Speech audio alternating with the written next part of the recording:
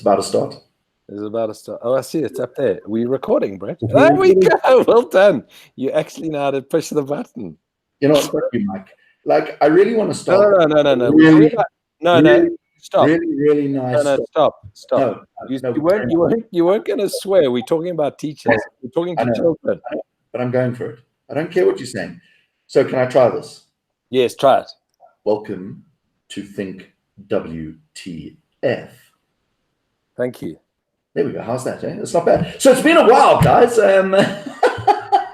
Mike and I haven't done a podcast this year, right? And you don't have a mic in your mouth. That's why you're not screaming your mouth out there. Yes. Mike, what have you got dribbling from your ears, pal? Yeah, it's got earphones. But listen, it's not about me. It's about Anthony and Lindsay who are in the group here with us. Because we're recording it, and everyone's looking at these pictures and looking at them smiling at you and me, looking like absolute muppets. Who are these two people in here? So, guys, I'd like you to quickly introduce yourselves. Like, I know Anthony Egbers really well. We go back a long way, and we've been up to lots of mischief. Lindsay, I'm never getting into trouble, Brett. It's all your fault. We've already got up to some mischief before we started. I don't want to know. I don't want to know. I don't want to know. Hey? I think Lindsay would be the chief instigator here, but my name is Anthony Egbers. I'm from a school in Johannesburg. It's nice to meet you guys, all of you. Fantastic. Great to have you. You're welcome to mention your school, dude. Danford College. You guys rock. Yeah. But you're not that good at hockey. No, but we're getting there. We're working on it. I mean, I heard some of your coaches like Julian are pretty average. Yeah, I'm sure he teaches your daughter. He coaches her, doesn't she? And they won their league. So it's not too bad. But Anthony, I hear your academics is really good. Not it is other schools in Johannesburg. Yeah, especially that one that's got 5 schools on campus. That's right. Yeah. Oh. Yeah. I have any names there. We don't even guess what which one he's talking about, do we now? No guesses. And Lindsay? So we haven't got up to any mischief yet. I'm always up to mischief, but when I'm not up to mischief or drinking wine, then I'm the director and chief edumagineer of a company called Teach, Learn, Innovate. So I call myself an edumagineer because I believe that education can and should be better for the sake of our kids. But I'm not the dreamer and an imaginer. I like to help schools and teachers build and engineer a true quality, future-focused education. So that's pretty much me in a nutshell. That's big words for she talks a lot during training. No, shut up. You've just been a chopper. Because actually, I think it's actually... Over our ego war, Egbers. Yeah. Do you two want to finish now? Yes, we're done. Oh, you're done now. Okay. No, but this is important. So Cyril had a chat to the nation about an hour and a half late, but everything's shut down effectively as of tomorrow. So the world as we understand it is changing. So on a more serious note, what we're doing here is really just understanding the impact of education and technology, or technology with education, and how do we actually make this work? Because it's not, I mean, just the brief chats we had earlier, it's not, this is not even out of the starting blocks, and there's a lot of work to be done, and it's not going to happen overnight, and there's going to be a massive crisis ahead of us. So, I mean, we had the discussion just in the world of business. On Friday, we had a bunch of meetings with some key executives on what we're going to do for the rest of the year. Come Monday, complete new mindset, new approach, new business, new way of working. This is the reality for education starting tomorrow. You know what's ironic is when we chat to teachers, we talk about the need to transform education, and we talk about preparing kids for jobs that don't exist yet. And we almost talk about it as if it's something sort of in the distant future. But now the job of a teacher today and the job of a teacher tomorrow is almost an entirely different job. Like you said, your business, your role, the way you're working, all of those 21st century skills that we've been speaking about for so long as if they're these abstract concepts are now here. Immediately. And that's going to entail a complete mindset shift for all of us. I've been at school. Our kids finished on Monday. We announced on Sunday we were closing. And I've been at school for the last 2 days working on workflows and working on how do we teach in this new paradigm, in this new place? How do we go ahead with what we've been taught to do, but not taught to do? So we've been taught to teach, but never in this sort of situation. Can I add some context to this, though? Because I think it's important. So I've got a son at St. Peter's, and I've got a son at St. Andrews. So he flew back on Monday night, the boy at St. Andrews. But these kids know exactly what they need to do. They know how Google Classroom works. The teachers at both of these schools are up to scratch. I think St. Stithians is about 2 years behind the rest. So sorry, Brett. All right, we'll just stop with you. We'll just stop. I'm going to hop out now. I have to go and retake my matric by the sounds of it. There we go. I've just muted you, Brett. This is a great thing about Hangouts, is we can mute each other. But you know, that's the easy one. You know, these schools are able to cope. The kids understand exactly how to do it. So suddenly our house here has become an office, 2 school classrooms, and I've become a headmaster, much to my disgust and shock and horror. My wife has become the disciplinarian, but that's the easy one. But what about the school down in, let's say, Port Alfred? Got 1,000 kids, not on iPads, don't have access to 3G or any internet connection. Typically, they come from an environment that is not even disadvantaged. I mean, it's beyond disadvantage. They're living in shacks and what have you. How do we actually take this forward? Because it's very easy to look at the quick win here, but how do we manage the big picture, and how do we take this forward? Because this is a very real issue. Yeah, I totally agree. And the difference between a privileged and underprivileged school in South Africa is massive. It's frighteningly massive.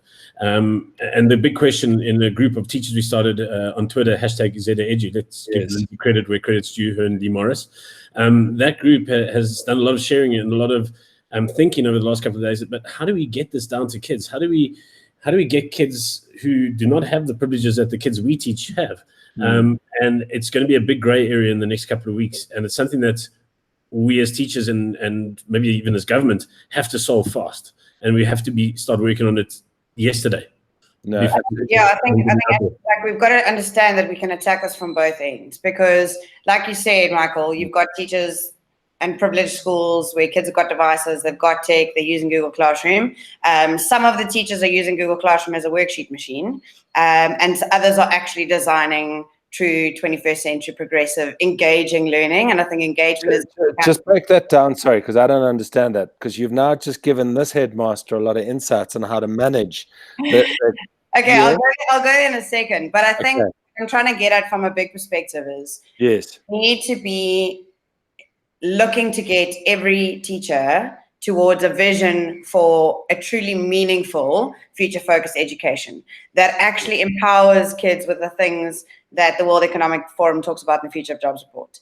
Now, yes, on one level, you've got incredible teachers who have all the resources, who are EdTech coaches in their school, who are leading the way in creating a truly progressive education. So they have kids solving real-world problems. Kids are actually creating solutions. Kids are grappling with issues. Learning is cross-curricular. It's connected. It's meaningful. It's much more like the real world. Sorry. Lindsay over there. Yeah. I'm laughing. But on the other end of the scale, you've got kids that are being taught with a teacher standing in front of the classroom with a chalkboard, and they're being taught to answer Googleable questions. They are not even being equipped for this knowledge economy that we live in, where if there is connectivity, which is obviously the first piece in the puzzle that's for some schools, but where there is connectivity, are teachers just teaching me Googleable questions? Because then I'm disengaged anyway. So I think it's important that we look at it from both perspectives. Like, how do we upskill those teachers, even if there's no tech? How do we get them the skills and the expertise to be able to design real learning that is problem-based, problem-driven, inquiry-driven, and at the same time, connect them to teachers who have the resources, and because they have the resources, they have the skills. So I don't know, Ant, if you want to share about the groups that we've been... I think that's a problem with South Africa is under-trained and under-resourced teachers in schools. It's not something that we're going to solve during this crisis, I don't think. And I don't think it's something we're going to solve in the next 5 years. But it's something that we have to start working towards solving. And until we do, and until we have those teachers being trained in modern teaching methods, yeah. where I'm very privileged. I get the chance to do this at school, and I get the chance to try this at other schools, and I go around and I chat to people on how we code and how we teaching kids Python and how we get into computational think and all those really cool things.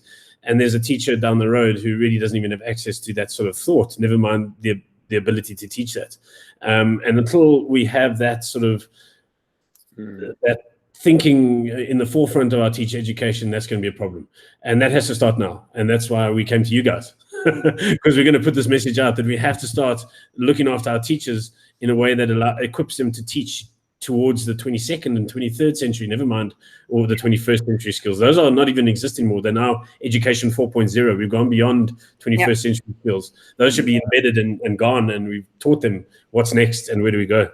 So I think one thing we've seen in the last week, or actually not even last week, the last 48 hours since the announcement of the school closures, is just the incredible community that there is. So that hashtag ZAEdu community, we've now got a WhatsApp group of EdTech coaches supporting and backing each other. Those EdTech coaches have signed up to be part of a database, making themselves and their time and their expertise available to schools in their area. And we're really trying to mobilize the expertise that we do have so that where there are teachers who are willing to give it a go, they're being supported there in community. We've got a Twitter chat tomorrow night, Wednesday 18th at 8 o'clock. We shifted our chat forward 2 weeks and changed the topic to try and create more spaces for us to chat about these things and to connect and share ideas and share practice. And the beautiful thing about that is I know already there's some international teachers who've been dealing with these school closures for weeks and weeks already, hopping into the conversation, sharing their expertise, what's working, what's not. So I think if there's any reason to be looking at getting devices out there, getting connectivity out there, it's because that truly connects us in a network that we can actually use to tackle this real challenge. But again, these are in general, we are generally in the hashtag ZAEdu group, relatively privileged teachers. Although over the last few months, we've seen more and more less privileged schools, teachers at less privileged schools coming on board, which is what the whole point of this is in the long run. I think Lindsay's imagination for this project, or this pet dream, or whatever she wants to call it, is that we eventually can connect every sort of teacher in every sort of circumstance somehow to the sort of technology that the whole world has been disrupted. Technology, I think in this case, is going to be a bit of a savior of the world because we can work from home in many circumstances. Yeah. But how does your domestic worker work from home? How does your street cleaner work from home? How does a person who works for tips work from home? A golf caddy, somebody, these are all, I'm just throwing. Whose entire business is working with schools. But even at our school, our cricket and hockey coaches who we pay on a daily basis, they're not working now. So for a month, those guys aren't earning. How do we make it so that education can uplift that? Well, I think we can actually help out. So if we take, say, begging for tips right now, R2, please. Can I have R2, please? Thank you. There we go. That was the world's worst joke. Absolutely terrible. Figure out how to digitalize. Anyway, no. But in all seriousness, I went right over my head. That was. No. I saw on Twitter just this morning, guys saying, "Hey, if your business is shut down due to the pandemic and you are really struggling for money, share your PayPal code." And there's literally a whole thread of people saying, "Hey, cool, I got you. Like, I've made a small donation." Somebody's saying, "I usually do this for work," and people have got each other's backs. Yeah, I agree. So it's a very bad joke, but it does. Very bad joke. But it does talk about a very real solution. I want to go back to the point of hockey coach. I just had an interesting session with our South African women's hockey coach, Rob van Ginkel. I'm sure you know him well. I do. Yeah. So I suppose. And so, are you bragging here or what? No. I'm just giving a name. That's all I'm trying to get through. Drop a name. Along with R2. Where's No, but let's give you a daddy joke for the rest of this. Let's not ask. Tip of the day. So it redefines drop the rand. Yeah. Okay. All right. No, this is actually quite serious, this conversation. So, focus, Brett, focus, please. A whole lot of hockey players are all sitting there, whether they're professional, well, they're all amateur, but senior players, are all sitting there doing absolutely nothing. So they're looking at their industry and also going, well, how do we digitalize it? We have to use video. We have to use social networks. We have to reinvent where money comes from. We have to rethink value, and we have to rethink how we're going to distribute value. And it was quite an interesting session. We spent 2 hours taking a coaching session and understanding who the audience is, who the buying audience is. It was very much the same process we'd use to digitalize a business. And as we looked at it, we realized we needed a community. From a community, we needed a message. We needed a bunch of principles by which you can operate that create trust with the audience that you're trying to deliver, that it's meant for the right time and place. So, I mean, you know, it was a fascinating process. I think we have to do that with the student. We have to start with the student. We have to think about their environment. I tell you what, because I'm listening to you guys and I hear your passion and I hear the excitement, but you know where I think you got to start? Yeah. The student is the outcome. You got to start with the parent here. Yeah. Because you know what, I've actually your rationale on that. You know what, I'm joking about being the headmaster, but you know the problem here is I could take. I've got an example. I've got a mate, and he's taken his kid out of school because he's deep into AI, and he's doing his MIT courses. He's like, what does he need to do a matric for? You know, this is a different world. He's able to get through these exams. He's 17 or whatever. I'm not going to waste his time learning geography or history, and the kid is actually thriving and he's doing what he loves to do, you know, and you can judge it in whatever way you want. But the point is the world has fundamentally changed. There's a huge amount of online resources. I mean, I remember watching the Khan Academy TED Talk with Sal Khan, and it was the most inspiring TED Talk I think I've ever watched. And he talked about flipping the classroom. Amazing concepts really going through there, but it comes down to me as a parent, and how do I make sure that these two little guys I've got next door here are going to be educated through this course of the process here? Because this is the challenge here is, you know, we're all staying at home now. We're living in each other's space here. So what are the parents should be doing here? Because everyone who's listening to this podcast or video is going to be a parent, and that's the question they're going to ask. And you know, Lindsay, I love the passion that you're sharing there, and the teachers need to get involved. But what do the parents need to be doing here? Because this is where the answer to this problem is going to come from, not from. Totally agree. I totally agree with you. This is going to be a huge partnership over the next weeks, because basically we teachers are going to be saying to the parents, here's the information for your students. There you go. Not to you directly, but your students will have that, and your kids will have that, and they'll be coming to you, students. You see, they'll be coming to you and saying, "But Dad, I need help with this," and that's going to be huge. One of the first tweets I put out. It will, Anthony, because I failed matric, so my kids are quite happy about this. But you've learned a lot since then, Michael, I believe. Yeah, I think you learned a lot since then. So no, I'm joking. I failed Afrikaans, so I failed matric. So my kids think, no, I don't need to do Afrikaans because Dad's awful at it. So, yeah. Lots of kids think that. But what I'm saying is that the first thing I tweeted was that parents mustn't judge teachers at this moment. And that's the first thing we need from a partnership of teachers. We are going to be changing things on the fly as we go. Things are going to go right. Things are going to go wrong. We're going to try platforms that don't work. We're going to try platforms that do work. There's going to be miracles and disasters. The first thing you can't do is judge your teachers, because this is not what they were trained for, unfortunately, and that we can come to later. But then they haven't been trained in this sort of situation, neither have parents, and really neither of your students. As much as you say they can use Google Classroom and they can do all that stuff, your boys are coping just fine, they're not. They have this anxiety. They have a lack of contact from somebody that they would see every day of their lives.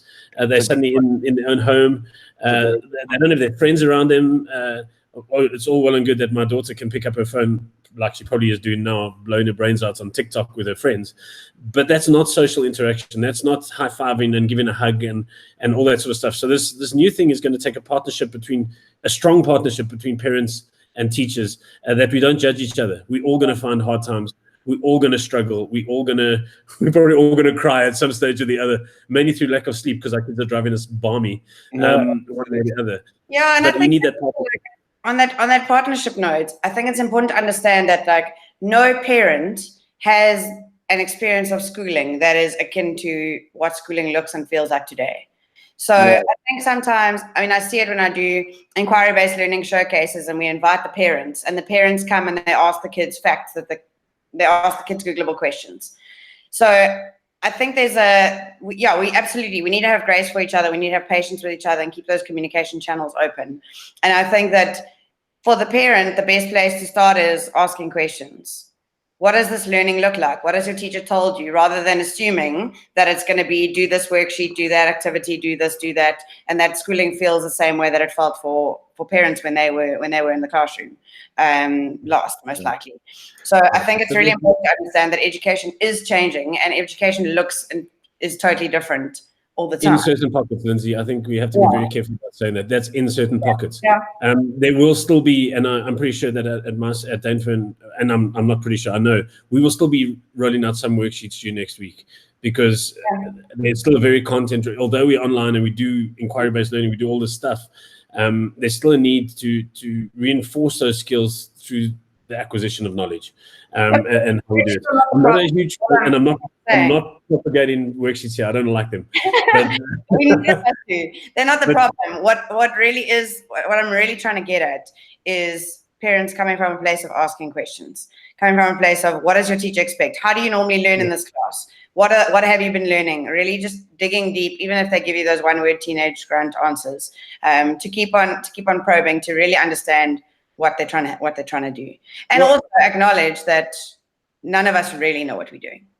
Yeah, well, I mean that's actually a very good point. So what I'm hearing is, I mean, the first thing I need to do is ask both my boys to take me through what they're actually learning on the iPad, and make sure that I actually understand it and see that they're actually understanding what they need to do, and that it's comprehensive.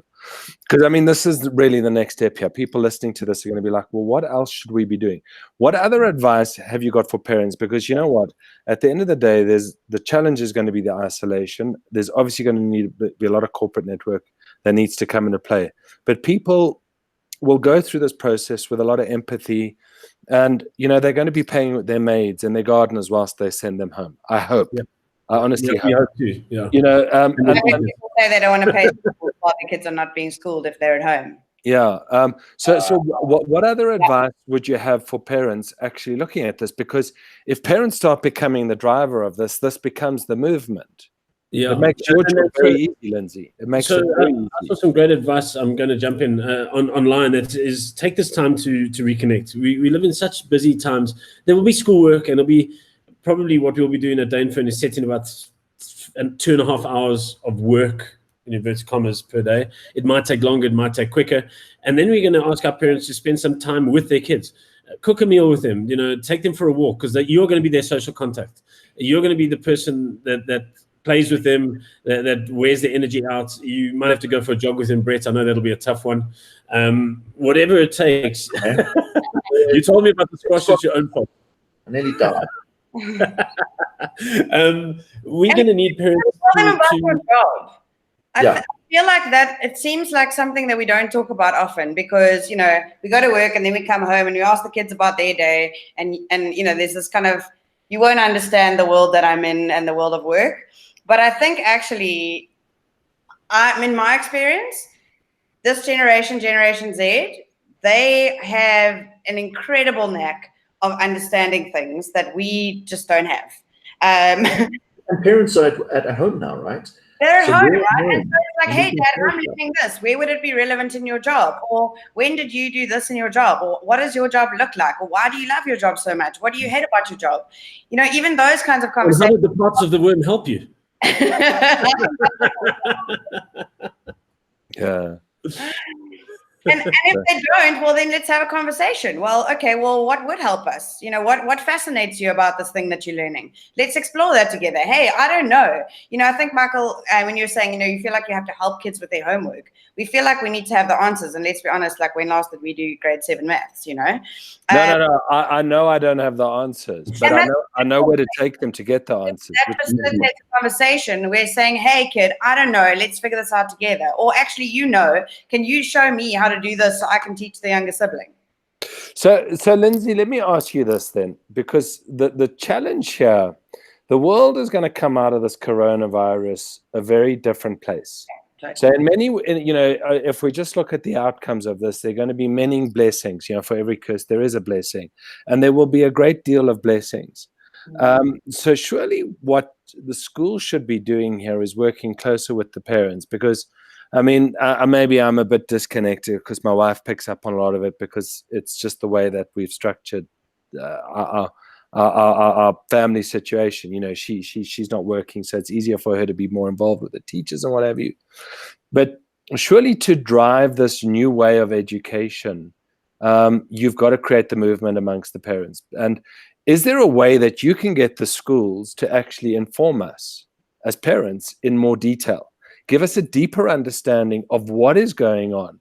Because if we understand it, we understand the challenges. Because you know what? I think of some of our clients, they're parents too. And they're in pretty senior positions, and they're probably not having the thoughts that we're having in this conversation now. I haven't really thought about it up until now, until we started having this conversation, and it's been brought about by the coronavirus. Is there a way that the schools can get more active amongst the parents, or are they already doing that? Well, an immediate implementation that I have, so we have actually planned a question around parent relationships and helping parents navigate the space in our ZA Edu chat tomorrow night. So what we usually do is collate a wakelet of that whole Twitter chat and kind of share nuggets and then share that back to the community. So I don't have all the answers, and neither does Anthony. I'm pretty sure he thinks he does. Yeah, absolutely. Mostly I do. Once or twice I don't. Of course he does.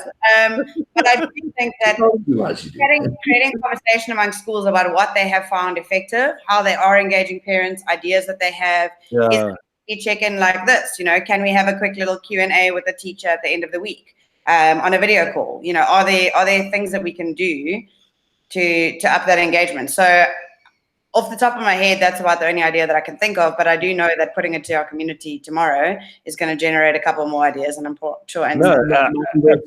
As far as I'm going to jump in here as well, I think the first thing is communication. What we've noticed at Danefern is we've sent out a communication to parents every single day since this, about a week ago, since that first case hit. Yeah. And it's only been a week, and we're on 100 cases or whatever it is today. And we've kept the parents involved the whole time. And I think that's what parents are looking for. They want to know that the school is thinking of them. The school is trying to. We can't do anything about keeping your kids at home. And there's some great tweets going at home and says, why can't we just isolate them at school? We'll just send food every day. And then on the flip side, I've been a teacher for 5 minutes, and I think they should earn $1 billion a year. Yeah. There's that also. there's both paradigms there, but what I'm saying is we need to keep communicating with parents. And maybe a good idea that Lindsay just said is to have a weekly meeting with. So I'm the mentor for 12 kids, 10 kids at school, and allow a space for the parents to hang out with me or contact me or WhatsApp me, and let's talk. Let's talk about the problems you're having. Let's talk about the fact that your 13-year-old boy does not want to work on any of the stuff that we've sent home for him to work. How do we change that? How do we help you through that while we sit in our home and you sit in yours and they sit in their room screaming that you won't give them YouTube anymore? So whatever it is, I think communication is going to be the very first thing that we have to talk about, and that's all the way across the board. That's teachers communicating with their management, with management communicating with parents communicating with each other, with kids communicating with other kids. You need to stay in contact, and then we're going to have to communicate with government, with everybody. It's communication would be my first answer for all this.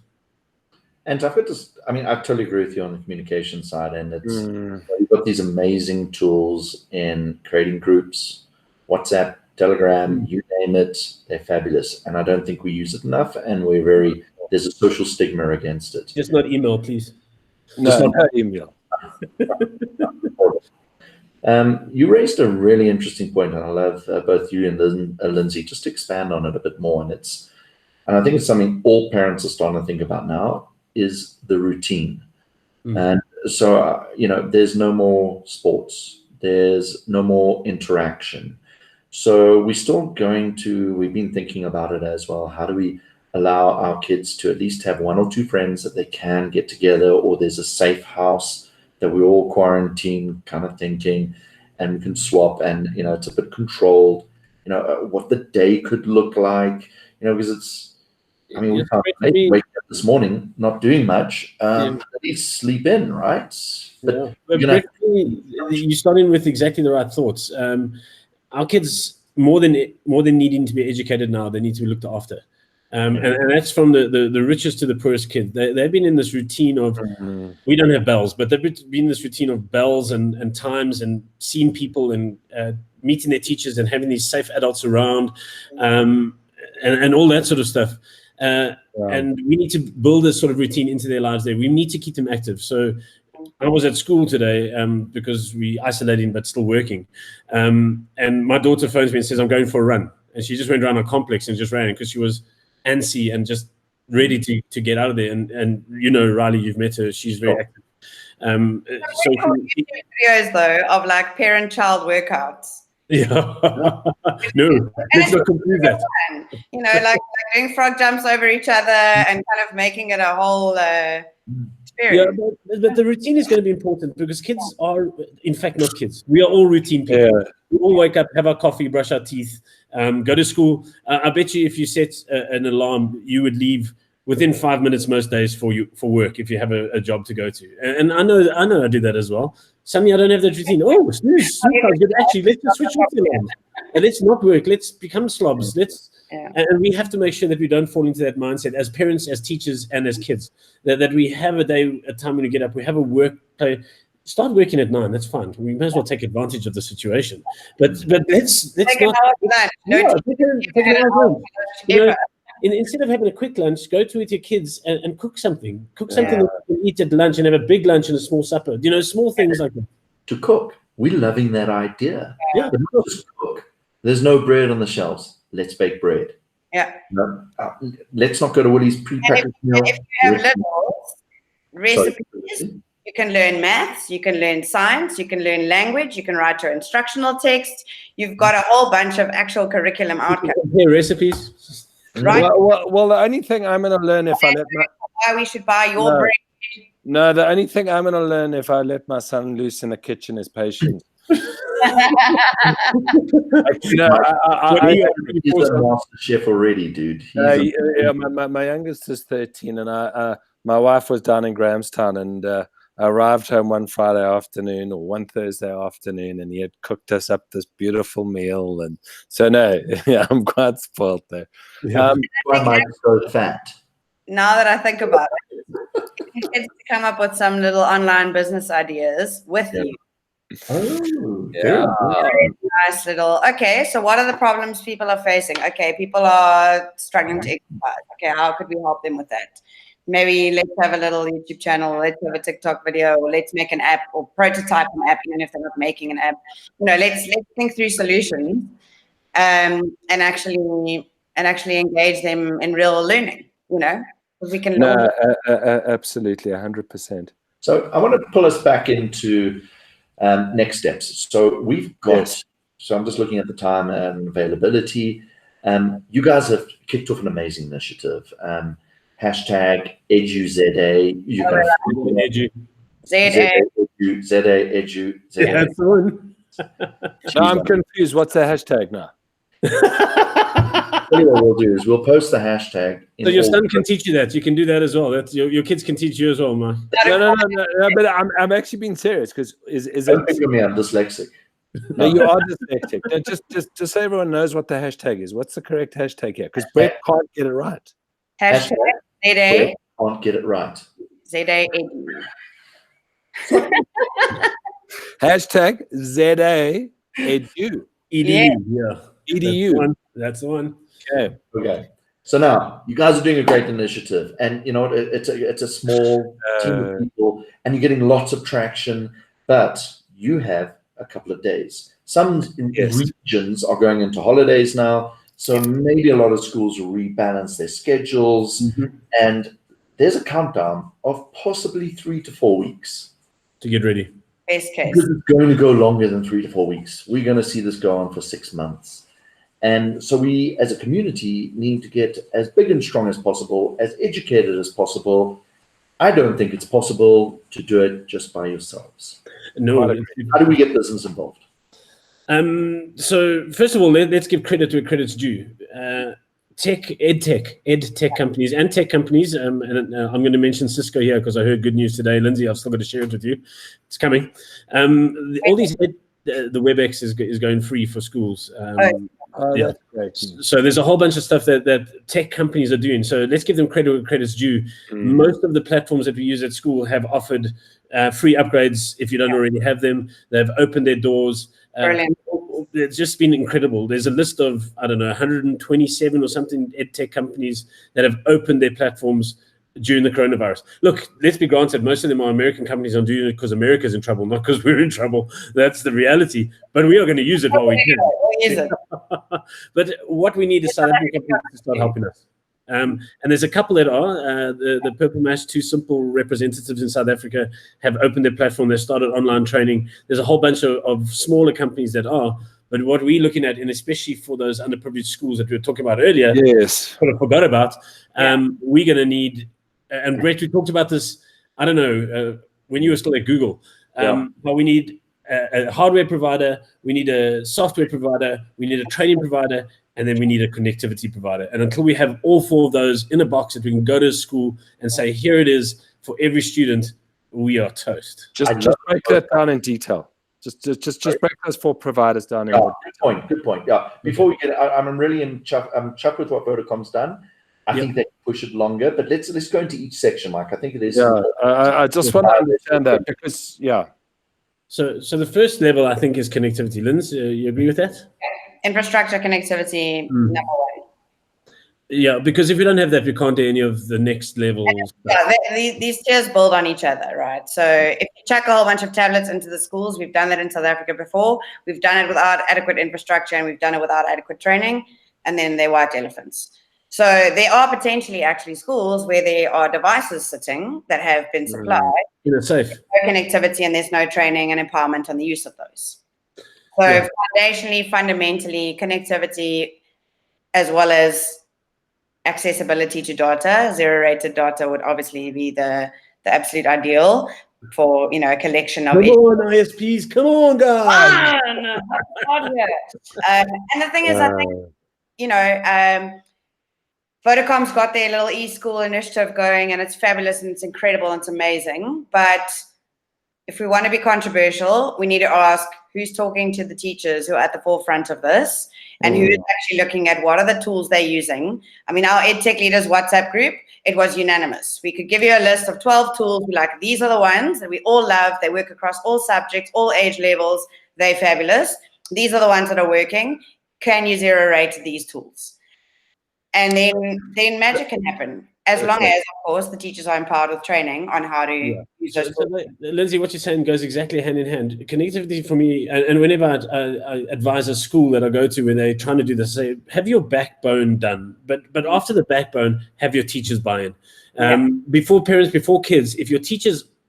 And I always say, and I still say it at my school, if they have to make plan B, they're not going to make plan A in the first place. No. So we need to provide an environment where they can do plan A and go for it, and really now every now and again you can have a crash and your Wi-Fi will switch off. But if generally, say 99% of the time you're connected and you're ready to go and you have the tools that you need to present this new type of teaching with the right training, provider, I think our teachers would fly. And it doesn't matter what training they had before. We just have to make sure the training they get now is effective. And you know what? The thing is that actually, if you want, I saw it in my own classroom. I went from being a total chalk and talk teacher to moving into a one-to-one high-tech environment, which made me have to change. So the thing about, we're not just trying to throw tech at something because the tech is the solution. Tech in education is most definitely a catalyst for change. When I suddenly realized, I can create a self-marking quiz. Marking is a massive thorn in teachers' sides. They're like, I can record my lesson. So the kid who keeps on asking me questions and who needs to actually hear the same thing 5 times can rewind and go back. And that's just one of a bazillion examples. Like kids showing the expressions of understanding through making a video instead of writing a test, or in addition to writing a test. Okay. So it's a catalyst for change, which is why we want to throw the tech at this, not just because of absolutely. in this time, but from a much bigger perspective. So networking, the infrastructure is one. So Yeah. we have four different. Let's just break those down in a bit more detail. So we've done the networking. Yeah. Second level, what did you need there? So for me, it would be training. Yeah? Devices and training. Those go hand in hand to me. Yeah. Okay. It's been done in South Africa and I helped at one of the districts in South Africa where they had this provider who was paid a huge amount of money to provide Android tablets to 2,000 students or whatever it was. They'd switched off the camera, they switched off the microphone, they switched off the downloading of apps, except for the 7 apps that are allowed by students. I have to tell you though that about 60 of those devices were put into students' hands. About 50 of them were broken open within a few seconds. Not broken open, but debugged and decoded. And the camera was going, and the flash was working, and the kids had got around it as quick as you can imagine. But because they gave these useless devices to teachers without connectivity and without training, they were too afraid to use them, and they ended up in damn cupboards at the schools. Eventually, Lesotho brought those back and ran his pilot schools in Soweto and around the place, which is the right way to do things. Yeah. But that took 2 years to decide that was the right thing to do. Okay, and that's why training is so important, which is your third level. Your biggest tech companies will recommend that you put 50% of your budget into devices and another 50 into the training and empowerment. Yeah. From a financial rollout perspective, you're actually looking at investing heavily in training and development of teachers. Yeah. Okay, and then you would in any business, you have to invest. You have to, absolutely. And then the fourth arm there. The fourth arm is the community, the parents getting together, the parents understanding, training your parents, training your kids, making sure that they understand why we're doing this. So it's something that we forget. It's something and I think you are totally right about that. But to go all Simon Sinek, before we even have the connectivity, we need to get the why. So that's exactly right. Yeah. No, exactly. And host an event and invite like 10,000 people. I was just going to say, because this is what is seriously, because you know no more than 100, Brett. No more than 100 at a time. No. 50 on a hangout. Is that it? No, we'll do it on a webinar because Citrix are doing it for free now. They're giving it for free. So seriously, no, I mean, this is the kind of thing that's needed because you know what? Everyone who can help is a parent. And that's where the circle for me gets complete because, you know, this has been incredible. I've been quite selfish guiding the conversation to answer a lot of the questions around my children. But we're used to it. At least it's not weight this time. Sorry, fat boy? What? We're used to it. At least it's not your weight. I've lost weight, eh? You've lost a lot of weight. I was thinking actually Anthony's lost a lot of weight as well. But Anthony's it's all due to my kids making me do fencing, Brett. You should try it. Okay. Lindsay, you haven't put on weight, have you, by any chance? Me? I have gravitas. That's all that matters, right? Yes, you do, and that's what counts. Cool. Fantastic. Always has to bring weight into these conversations. Anyway, no, you started this, you fat piece of shit. Well, we started with waiting from Ramaphosa, so yeah. Now we're waiting for parties to come to the party, and companies to come to the party. Yeah, absolutely. Yeah. So is this an official call out? Are we going to make this a call out? Business, come join. Yeah. Yeah. Hashtag I'm just making a note of that. And join the conversation. No. What is it saying? Come and see what's actually happening on the ground. Yes. And understand the situation. The call out's wrong. This is not about companies. This is about parents. You guys. Education. Because you know what? Parents run corporations. Yeah. That's where the value is. It's about you guys. It's and sometimes I think schools forget that because we don't go into teaching to be rich. I wish that was the case. I'm working on it though, especially with the kids staying at home with you guys. You'll be paying us more. But we go in because we have a passion for education. But sometimes in many schools we forget that it's about the partnership between all three groups of people. Yeah. It is absolutely chucking it down outside. I'm going to go close the door that's open. Give me 1 second. Is that right? Yeah. I thought I heard thunder. What the fuck's going on here? It's rainy. It's washing away the viruses. We can only hope, eh? I'm back. Okay, guys. So just looking at the time, and I think we're going to need to wrap up. But what I'd like to just kind of pull together is, first of all, we are going to have another session early next week. I'd love to see what traction goes along, what are the next key points that we need to at least get out there into the Think WTF community, which is, again, as Mike said, full of parents and executives across South Africa. I think this is a bigger point than just South Africa. This applies to any one of you out there globally. Please share this. We will provide all the details for you to share. This will be formatted into a podcast. So when you're going for your walks with your kids and you don't want to listen to them, Brett, you're so cool. a quick last minute, just from each of you, your next plans, your next steps. For me, I feel like we're on day one. You guys have been doing this for a couple of weeks now. What's next? Lindsay, you go first. Such a gentleman. Okay, so I'll go first. No. So honest. Stop laughing at me. I'm taking so long because I don't know, but I do know that there are people watching this and listening to this that go, hang on, I can see this problem. I know these people, these roles. I can help you connect the dots.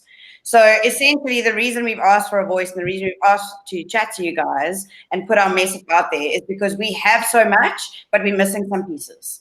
And so really for me, the next question is, let's open up the conversation. How would you connect these dots? What do you have that you can bring to help us battle this together? Nice. Brilliant. For me, maybe a little bit more personal, and I'm looking just within my own school community, is I want to make sure this works and make sure that the partnerships grow so that parents understand where we're coming from. And if I can learn that message in my community, in my school, in my near communities and other schools. St. Peter's, my wife actually teaches at St. Peter's, believe it or not. What grade is your son in? He's in grade 7. Oh, so she would have had him last year. She's a grade 6 teacher. Ask him about Mrs. Egbers. She's because they're not allowed to choose, but they are allowed to. Careful. But he did say he didn't want Mrs. Egbers. Yeah, I'm pretty sure. I'm not gonna. I'm gonna stop right there. I think we'll both stop right there. Otherwise, we're going to get it. My wife will be for an extended period of time. Watch those words. Get him back. Come on. What I'm saying is, I'm trying to get the message right, and whatever that message ends up being is still to be decided in this new paradigm shift that we're in. This new WTF moment in education. And hashtag ZAEdu. If I can get that message right and if I can help other teachers get it right, that's my next step. Beautiful. And I know what my next step is. I'm going to go and check what my 2 students are actually learning. No, it's after school hours. You have to do that in the morning. Fuck that. Okay, guys, so on that note, thank you very much, Lindsay Wesner. Thank you very much, Anthony Egbers, and the usual fat boy, Michael Cowen. You're always a pain, but it's absolutely wonderful being back on the podcast with you.